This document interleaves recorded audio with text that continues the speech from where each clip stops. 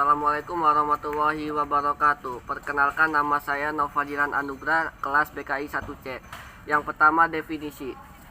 Definisi teori kognitif adalah teori yang mengatakan bahwa belajar merupakan suatu proses perubahan persepsi dan pemahaman yang dapat diukur dan diamati. Model ini berorientasi pada studi bagaimana siswa belajar berpikir. Fokus studinya adalah pada pertanyaan perkembangan kognitif. Bagi guru, yang terpenting adalah bagaimana dapat mempengaruhi perkembangan berpikir dan bagaimana guru dapat menyesuaikan pengajaran dengan tingkat perkembangan kognitif pada siswa. Tujuan teori kognitif.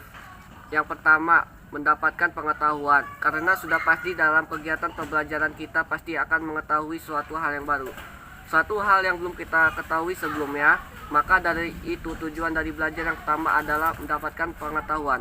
Yang kedua, penanaman konsep dan keterampilan. Dalam kegiatan belajar, keterampilan yang ada pada diri kita akan diasah sesuai dengan batas kemampuan yang kita miliki.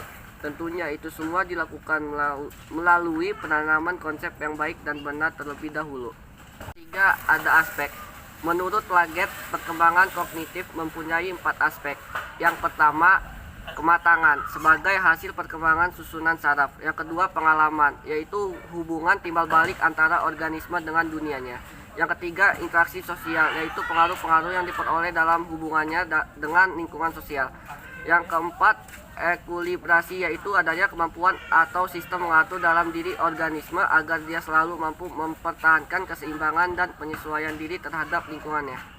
Yang kelima, ada kelebihan psikolog kognitif, yaitu mempermudah riset, penilaian, dan analisis statistik dalam penerapan kepada sampel-sampel representatif dari sebuah populasi. Probabilitas menarik kesimpulan kausal yang sahih relatif besar. Yang kedua, menyediakan bukti kuat bagi fungsi-fungsi kognitif dengan mengaitkannya kepada aktivitas fisiologis, menawarkan pandangan alternatif yang tidak bisa disediakan dengan cara lain, bisa mengarah kepada penganalisisan individu dengan kelemahan kognitif yang serius. Yang ketiga, mendapatkan akses kepada pengetahuan introspeksi dari sudut pandang partisipan yang bisa saja tidak tersedia dengan cara lain. Yang keempat, mendapatkan akses informasi yang lebih detail tentang individu tertentu, termasuk informasi tentang konteks historis saat ini yang tidak bisa diperoleh dengan cara lain.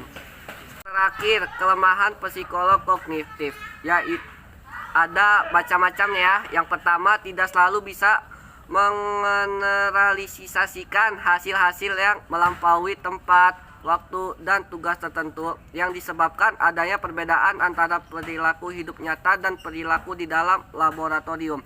Yang kedua, akses yang terbatas bagi kebanyakan peneliti mensyaratkan akses kepada subjek yang tepat dan kepada perlengkapan yang bisa jadi sangat mahal dan sulit untuk diperoleh sampel-sampel yang kecil jumlahnya. Yang ketiga, ketidakmampuan melaporkan proses yang terjadi di sadaran yang disadari. Dan yang terakhir, data yang dikumpulkan bisa saja mempengaruhi proses kognitif yang dilaporkan. Kita langsung saja ke tahapan. Yang pertama, ada tahap sensori motor 0 sampai 24 bulan. Yang kedua, ada tahap praoperasional 2 sampai 7 tahun. Yang ketiga, tahap operasional konkret 7 sampai 11 tahun. Tahap operasional formal mulai umur 11 tahun. Cukup sekian dari saya, kurang lebihnya mohon maaf. Wabillahi taufik wa hidayat. Wassalamualaikum warahmatullahi wabarakatuh.